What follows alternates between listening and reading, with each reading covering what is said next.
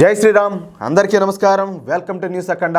నేను మీ కస్తూరి శ్రీధర్. మిత్రులారా, నరేంద్ర మోడీ ప్రభుత్వం తీసుకొచ్చినటువంటి ఈ వక్ఫ్ బోర్డ్ అమెండ్మెంట్ బిల్లు గురించి బాలీవుడ్ నటుడైనటువంటి ఒక ముస్లిం వ్యక్తి చాలా గొప్పగా మాట్లాడినాడు. మోడీ తీసుకున్నటువంటి నిర్ణయాన్ని స్వాగతించాడు. సరే, ఇంతకు ఆ మనిషి ఎవరు, ఆ కథ ఏందనేది ఈ న్యూస్ ద్వారా మీకు చెప్పే ప్రయత్నం చేస్తా. ఓకేనా? గత 2 రోజుల నుంచి పార్లమెంట్లో వక్ఫ్ బోర్డుకు సంబంధించినటువంటి చర్చ, ఓటింగ్ జరిగిన సంగతి మీకు అందరికి కూడా తెలిసిందే. ఈ వక్ఫ్ బోర్డ్ అమెండ్మెంట్ బిల్లు ముస్లింలకు వ్యతిరేకమని, అదేవిధంగా ఈ వక్ఫ్ బోర్డు బిల్లు ద్వారా ముస్లింలు తమ హక్కులను కోల్పోతారని, ఈ వక్ఫ్ బోర్డును మార్చడం అంటే అల్లాను అవమానించినట్టేనని, వక్ఫ్ బోర్డు ఆస్తులను ప్రభుత్వం స్వాధీనం చేసుకుంటుందని, వక్ఫ్ బోర్డు ఆస్తులను ఆర్ఎస్ఎస్ కు అప్పగిస్తారని, ఈ వక్ఫ్ బోర్డు బిల్లు ద్వారా ముస్లింలు మరింత పేద ముస్లింలుగా తయారవుతారని చెప్పి పేర్కొంటూ కాంగ్రెస్ పార్టీ, ఎంఐఎం పార్టీ, వాటి తోక పార్టీలు గత 8 నెలల నుంచి విస్తృతంగా ప్రచారం చేసినాయి. అవునా కదా? కాదు. ఈ వక్ఫ్ బోర్డు అమెండ్మెంట్ బిల్లు తీసుకొని వస్తే పేద ముస్లింలు నష్టపోతారా? ఏం సంబంధం అసలు వాళ్ళకు దీనికి? ఈ వక్ఫ్ బోర్డుకు సంబంధించి ఆస్తుల ద్వారా వచ్చే ఆదాయంలో ఏదైనా చిల్లిగావా అనా పైసైనా ఏమైనా ఈ పేద ముస్లింలకు ఎవరికైనా ఇచ్చారా? ఆడవాళ్ళకి ఏమైనా ఇచ్చారా? ఈ ముస్లిం పేద విద్యార్థులకు ఏదైనా దాంట్లో నుంచి ఏదైనా డబ్బులు ఏమైనా ఇచ్చారా? దేనికైనా ఉపయోగపెడతారా? ఎంతసేపుటికి అక్కడ పెద్ద తలకాయలు కొన్ని ఉంటాయి. ఓళ్ళు ఎంతసేపటికి దోచుకోవడం, దాచుకోవడం తప్ప ఈ సామాన్య ముస్లింలకు అసలు దీనివల్ల జరిగింది ఏమన్నా చెప్పండి? మేలు ఏముండదు. ఈ డబ్బుతో ఎంతసేపుటికి ఈ దేశాన్ని ఇస్లామిక్ దేశంగా చేయాలని చెప్పేసి, అదేవిధంగా ప్రతి ఒక్కరిలో కూడా ఈ మత పిచ్చిని రెచ్చగొట్టేదానికి, పాకిస్తాన్కు ఫేవర్గా మాట్లాడేదానికి, పాలస్తీనాకు ఫేవర్గా మాట్లాడేదానికి, వాళ్లకు వంతపాడేదానికి తప్పితే దీనివల్ల వచ్చే ప్రయోజనం ఏంది? ఏ జుచే ఇప్పుడు నేను ఒక మాట చెప్తా. ఎరసేర కట్టుకునేదల్లా నా పెళ్ళామే అంటే ఎవడని ఒప్పుకుంటాడు? ఆ మెట్టు తీసుకొని మూతిపండు రాలగొట్టాడు 32 పనులు. అవునా కదా? అదే విధంగానే కనపడిన భూమి వల్ల, కనపడిన బిల్డింగ్ వల్ల, కనపడిన ఆస్తి వల్ల ఇది నాదే అది నాది అంటే ఎవడు ఊరికే ఉంటాడా? ఎవడు ఊరికే ఉంటాడంటే ఏం తమాష దొబ్బుతాను, ఒక్కొక్కరలా తమాష దొబ్బినా కానీ ఏమే కథ. సరే, అసలు జనాలు నవ్వుతారని కూడా లేకుండా పిచ్చి పిచ్చి ఆరోపణలన్నీ కూడా చేస్తా సామాన్య ముస్లింలను భయపెట్టే ప్రయత్నం చేశారు. ఎవరో ఈ సూడో సెక్యులర్ నాయకులు, సూడో సెక్యులర్ పార్టీలు ముస్లింలను రెచ్చగొట్టడానికి నానా రకాలుగా ప్రయత్నాలు చేశారు. ముస్లింలను కేంద్ర ప్రభుత్వంపై తిరగబడేలా చేయడానికి విశ్వ ప్రయత్నాలు కూడా చేశారు. కానీ పరిస్థితుల్లో చూస్తూ ఉంటే ముస్లింలు ఈ నాయకుల మాట విశ్వసించలేదని చెప్పి అనిపిస్తుంది చాలా వరకు కూడా.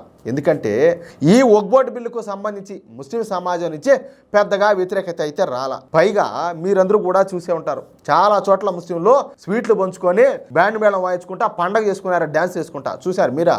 సరిగ్గా ఈ సమయంలోనే కాంగ్రెస్ పార్టీకు, ఎంఐఎం పార్టీకు, ఇతర సూడో సెక్యులర్ పార్టీలకు ఒక పెద్ద ఎదురు దెబ్బ అయితే ఒకటి తెలియదు. ఒక పక్కన ఈ వక్ఫ్ బోర్డ్ అమెండ్మెంట్ బిల్లు పాస్ అయిపోయి ఒక పక్కన అంతా కూడా బాధపడతా ఉంటే ఏమే, ఇకపోతే కేఆర్కే అని ఉంటాడు ఒక ఆయన, బాలీవుడ్లో ఇందాక నేను చెప్పినా కదా, ఆయన చేసిన వ్యాఖ్యలు ఈ సూడో సెక్యులర్ సన్నాసులందరినీ కూడా మరింతగా ఇబ్బంది పెడుతున్నాయి, బాధ పెడుతున్నాయి. సరే, అసలు ఈ కేఆర్కే అంటే ఎవరో నేను చెప్తా. ఇతను ఒక బాలీవుడ్ నటుడు, అదేవిధంగా నిర్మాత, దర్శకుడు, రచయిత కూడా. ఈయన గారు పుట్టింది వచ్చేసి ఉత్తరప్రదేశ్లోని దేవబంద్లో. ఆయన 2009లో బిగ్ బాస్ రియాలిటీ షో ద్వారా బాగా ఫేమస్ అయిపోయినాడు. ఆయన హిందీ సినిమాలతో పాటు ఈ భోజ్పురి సినిమాల్లో కూడా నటించాడు. ఉన్నది ఉన్నట్టు మొహమాటం లేకుండా చెప్పడం ఆయన గారి నైజం అనమాట. ఈ క్రమంలోనే ప్రస్తుత వక్ఫ్ బోర్డు అమెండ్మెంట్ బిల్లు గురించి ఈ కేఆర్కే కొన్ని సంచలన వ్యాఖ్యలు చేసినాడు. సరే, మొన్న రాజ్యసభలో ఈ వక్ఫ్ బోర్డు బిల్లును ప్రవేశపెట్టినటువంటి సందర్భంగా ఈ కేఆర్కే మాట్లాడతా, అసలు ఈ వక్ఫ్ బోర్డు అనేది ఒక దిక్కుమాలినటువంటి బోర్డు. ఇది కొంతమంది డబ్బున్న ముస్లింలకు మాత్రమే ఉపయోగపడతా వస్తుంది. కొంతమంది అవినీతి ముస్లింలు ఈ వక్ఫ్ బోర్డులను చక్కగా ఉపయోగించుకుంటున్నారు. వివిధ మార్గాల ద్వారా అక్రమంగా సంపాదించిన డబ్బును ఈ వక్ఫ్ బోర్డులో పెట్టి తద్వారా ఈ అవినీతి ముస్లింలు అయితే లబ్ధి పొందినారు. మహా అయితే ఈ వక్ఫ్ బోర్డు మూలంగా కొన్ని ముస్లిం కుటుంబాలు మాత్రమే లబ్ధి పొందినాయి. ఈ ముస్లిం కుటుంబాలన్నీ కూడా బాగా డబ్బులు ఉన్నటువంటి కుటుంబాలే. అంటే ఈ వక్ఫ్ బోర్డులు ఎవరికి ఉపయోగపడినట్టు?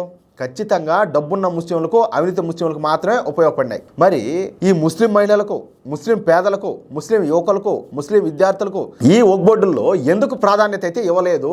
కనీసం ముస్లిం పేదలకు ఎందుకు సాయం చేయలేదు? ఈ వక్ఫ్ బోర్డుల ఆస్తుల ద్వారా సంవత్సరానికి 20,000 కోట్ల ఆదాయం వస్తుందంట. మరి ఈ డబ్బంతా ఎక్కడికి పోతా ఉన్నట్టు? ఎవరు తింటున్నారు? పేద ముస్లింలకు ఎందుకు ఈ డబ్బు చేరడంలే? అంటే ఈ డబ్బంతా అవినీతి ముస్లిం కుటుంబాల కిచెన్లకు ఈ డబ్బు సంచులన్నీ కూడా చేరుతున్నాయి. నేను ఇప్పుడు చెబుతున్నా, భారతీయ జనతా పార్టీ ప్రభుత్వం ఈ వక్ఫ్ బోర్డు అమెండ్మెంట్ బిల్లును తీసుకురావడం ద్వారా చాలా చాలా చాలా మంచి పని అయితే చేసింది. నేను ప్రధాని మోడీ గారిని, అలాగే హోంశాఖ మంత్రి అయినటువంటి అమిత్ షా గారిని నేను ఒక మాట అయితే కోరుకుంటున్నా. దయచేసి ఈ వక్ఫ్ బోర్డు అమెండ్మెంట్ బిల్లును తీసుకురావడం కాకుండా దీంట్లో మార్పులు చేర్పులు కాకుండా మొత్తంగా కంప్లీట్గా ఈ వక్ఫ్ బోర్డులను అసలు తీసి పారేసేయండి. ఈ వక్ఫ్ బోర్డులను పీకేస్తేనే ఈ దేశం బాగుపడుతుందంటూ ఈ కమాల్ రషీద్ ఖాన్ అలియాస్ కేఆర్కే సంచలన వ్యాఖ్యలు అయితే చేశాడు. ఈయన చేసిన వ్యాఖ్యలు 100కి 100 పాళ్ళు నిజం కూడా. అవునా కాదా? అసలు అంటే ఏదో ప్రస్తుతం ఉండే పరిస్థితులు తగినట్టు లేకపోతే కాలానికి అనుగుణంగా అన్నట్టు ఎందుకో మరి దీంట్లో కొన్ని మార్పులు చేర్పులు అయితే చేశారు. కానీ వీళ్ళు చేసిన దుర్మార్గాలకు ఇదంతా కుట్రే కదా. ఏది ఈ వక్ఫ్ బోర్డు అనేది అసలు కుట్ర. ఈ దేశంలో అసలు భూములు వాళ్ళు ఆక్రమించుకునేది ఏంది? వాళ్ళకి ఏం హక్కు ఉన్నది భూములు ఆక్రమించుకునేదానికి? ఎవడాయన సొత్తు, ఎవడు అప్పు సొత్తు అదంతా అంటాలే. అటువంటి అక్రమంగా దౌర్జన్యంగా దుర్మార్గంగా ఆక్రమించుకునే భూములన్నీ కూడా ఏమే తిరిగి ప్రభుత్వం అయితే స్వాధీనం చేసుకోవాలా? ఏమే అవునా కాదా? అది విషయం అయితే. మిత్రులారా, ఈ న్యూస్ కనుక మీకు నచ్చినట్లయితే ఖచ్చితంగా ఈ న్యూస్ నలుగురికి షేర్ చేయండి.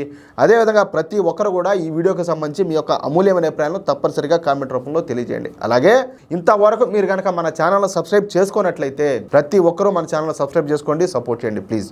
జై శ్రీరామ్.